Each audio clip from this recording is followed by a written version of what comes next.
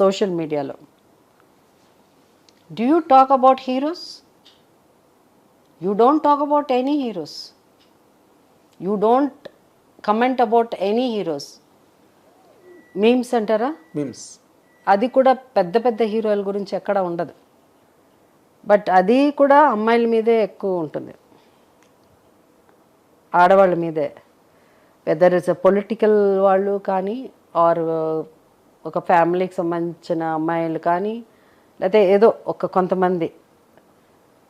మీరు ఏది ధైర్యంగా మీరు మాట్లాడే వీళ్ళ గురించి మాట్లాడే అంత ఇదిగా ఒక మహిళ ఒక దొరికింది కదా అని ఆ మహిళ మీదే మాట్లాడుతూ ఉంటారు. మీరెవరు, ఎందుకంటే అంత గట్స్ మీకు లేదు. వాళ్ళ ఫ్యాన్స్ వచ్చి కాళ్ళు ఎరక్కొడతారు ఏదన్నా రాసిన. అంత ధైర్యం లేదు జనరల్గా. అంటే వీళ్ళే అసలు అంత అంటే మేము జనరల్గా లేడీస్ ఎక్కువ మంది ఏం చెప్పలేరు కాబట్టి వాళ్ళ గురించి ఇష్టం వచ్చినట్టు వాళ్ళ మీద జోకులు కానీ, లేకపోతే చిన్న ఆర్టిస్టుల కానీ ఎవరి మీద కానీ వాళ్ళని ఇష్టం వచ్చినట్టు ఇది చేస్తారు. ఎవరు రాయరు కదా, ఏదన్నా ఒక ఇది ఉన్నా కూడా. అంటే సారీ టు ఇంటర్సెప్ట్, ఇప్పుడు ఉన్న సిచ్యువేషన్లోని ఏదో శ్రీశ్రీ గారు చెప్పినట్టు కాదేది కవితకు అనర్హం అని అందరి మీద రాసేస్తున్నారు madam. I don't think real మీరు మీమ్స్ కానీ చిరంజీవి గారి మీద ఉందా? ఏదో ఆయన మీద కూడా అవాకులు చవాకులు ట్రెండ్ రాయడం జరిగింది. ఆయన మాట్లాడింది ఒకటైతే చిరంజీవి గారికి క్యాన్సర్ అని రాశారు. ఓయా, మరేంటైతే ఇంతకన్నా అన్యాయమా మీ మీద రాసేది? ఇప్పుడు మీరున్నారు madam, to be very honest, మీరు ఫిలిపే గారు ఫంక్షన్స్కి వస్తున్నారు, ఆయన మీ మీద బయోగ్రఫీ మీ బయోపిక్ చేయడానికి వచ్చారనే విషయం నాకు పర్సనల్గా తెలుసు, right? I know you acted in that falling from the Ashes. ఏంటి ఫిల్మ్ పేరు? Falling from the Ashes. Falling from the Ashes వచ్చి మీరు సినిమా చేయడం నాకు తెలుసు, అది వాళ్ళది సినిమా. బట్ నేను చేసేది వేరే, ఇంకా వేరే నాకు తెలుసు. ఆ బయోపిక్ అవన్నీ నాకు తెలుసు. Correct, falling from the Ashes. That's what I'm saying. I wrote the item, you told me from US. మీరు యుఎస్ లో ఉన్నప్పుడు నాకు చెప్పారు. నేను అదే ఐ రోట్ ఇట్ ఇలాగా సినిమా చేస్తున్నారని. And I also wrote that you went on that. ఇప్పుడు ఇంకోటి మేము చేసేది ఆక్సిజన్. బట్ ఓకే, ఇదొక జాతి. ఇలా ఒక చెడుగా రాయడం, చెడుగా మాట్లాడడం, చెడుగా కమెంట్స్ ఇవ్వడం, అదొక కులం. ఓకే, సిక్ మైండ్స్, అది ఒక సపరేట్. అది so we don't have to give so much. ఎందుకంటే మనం ఎక్కువ మాట్లాడే కొద్దీ వాళ్ళకి ఎక్కువ ఇంపార్టెన్స్ ఇస్తున్నాం. అసలు వాళ్ళ గురించి ఇక్కడ అసలు it can never be a topic అండి. బట్ నేను ఇన్ జనరల్గా, because as a case study my interviews always remain as a case study. మీ ఇంటర్వ్యూ చూసారనుకోండి, కొంతమంది వల్నరబుల్గా ఉన్న లేడీస్, ఈవెన్ జెంట్స్ ఆల్సో మీలాంటి లెజెండ్స్ని ఫాలో అయ్యి వాళ్ళు ఈ సిచ్యువేషన్ ఇట్లా హ్యాండిల్ చేశారనమాట, దీన్ని ఇట్లా ఓవర్కమ్ అయ్యారనమాట అన్నది వాళ్ళకి ఇలాంటి ఇంటర్వ్యూస్ ద్వారానో లేకపోతే ఏదైనా ఎక్కడైనా చదివితేనో ఎవ్రీథింగ్. అందరి ఫ్యామిలీస్లో కష్టాలు, బాధలు, పిల్లల్ని పెంచడం, హస్బెండ్ వైఫ్ ప్రాబ్లం, ఇలాంటివి ఒక్కొక్కరికి ఒక్కొక్క టైప్లో ఉంటుంది. అయితే so it's all about how you handle mentally people who are not mentally strong, mentally ill. And for me, handling a bipolar person, such a high bipolar percentage he had. Yes, I know. But నాకు అది that made me stronger. That maybe, but okay, something went wrong, that's జరగకూడదు జరిగినట్లా అని. But overall ఏంటంటే ఇలాంటి situation చాలా మందికి ఉంటాయి, వందల మందికి ఉంటాయి మనకి. సో ఎందుకంటే ఇవన్నీ మనం లైఫ్లో ఏంటంటే దిస్ ఇస్ వాట్ హ్యాపెన్స్. మరి నా జర్నీలో ఇవన్నీ నేను ఫేస్ చేయాలి.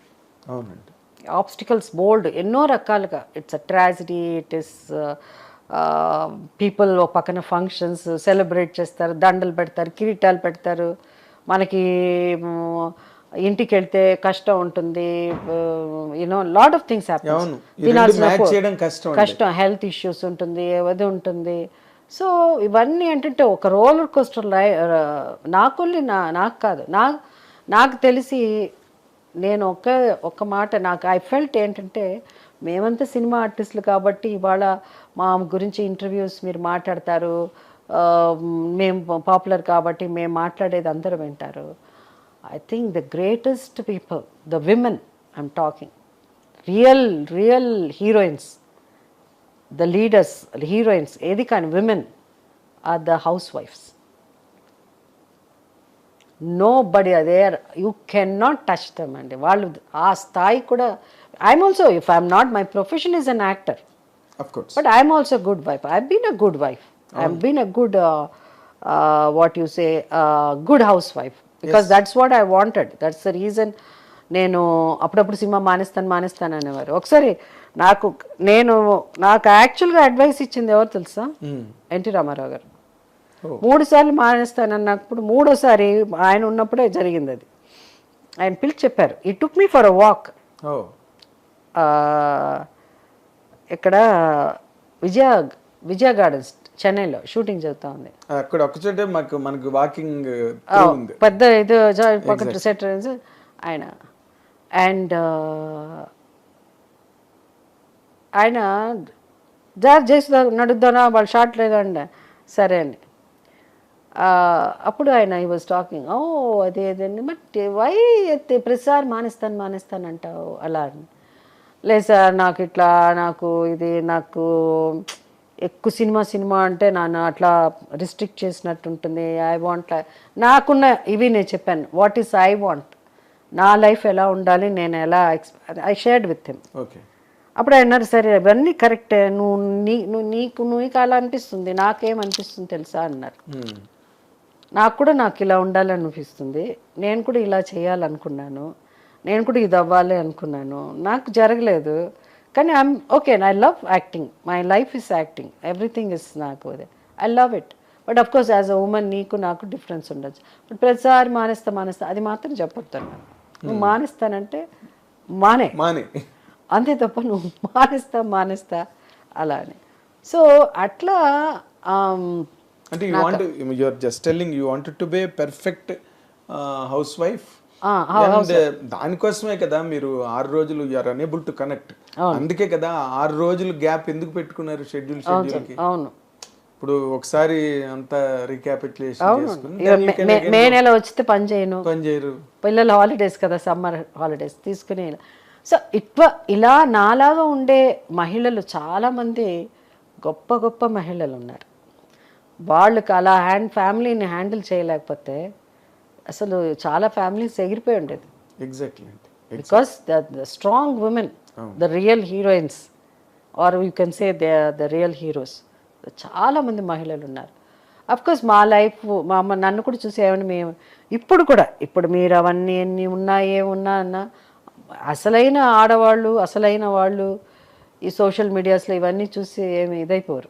This is all for people who are somewhere వేరే లెవెల్లో ఉంటుంది ద థింకింగ్ కానీ, అండ్ యునో వేవ్ లెంత్ డిఫరెంట్గా ఉంటుంది.